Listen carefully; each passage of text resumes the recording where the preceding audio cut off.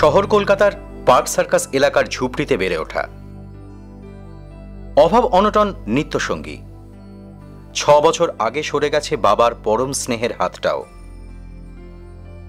তবু দমে যায়নি বছর 18-র আয়েশা নূর। এক সাধারণ মেয়ের অসাধারণ হয়ে ওঠার লড়াইয়ে জয়ী হতে দৌড়ে চলেছে আয়েশা।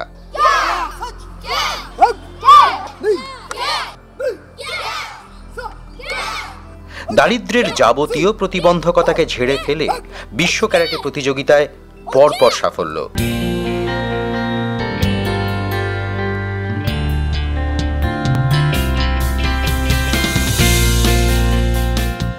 দেশের মাটিতে 2010, 11, 12 এবং থাইল্যান্ডে 2013 4বার সোনা জয় করেছে আয়েশা।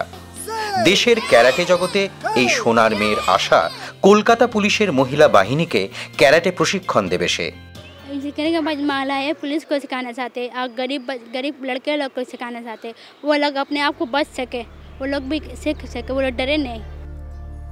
আয়েশার মুকুটে এখন আরও এক আন্তর্জাতিক তকমা।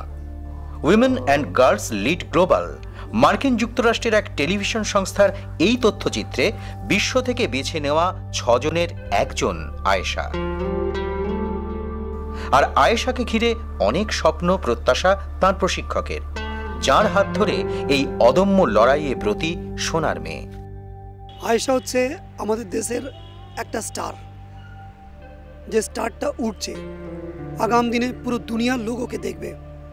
যেভাবে ITVS আমেরিকার ওকে প্রজেকশন দিচ্ছে, আর আয়েশাকে দেখে আমাদের দেশ কেন পুরো দুনিয়ার মেয়েরা they will get the inspiration.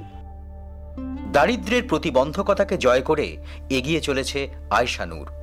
তার স্বপ্নকে ছুঁয়ে ফেলুক বাস্তব। বিশ্ব ক্যারাটের জগতে স্বর্ণাক্ষরে লেখা থাকুক সোনার মেয়ে আয়েশার নাম।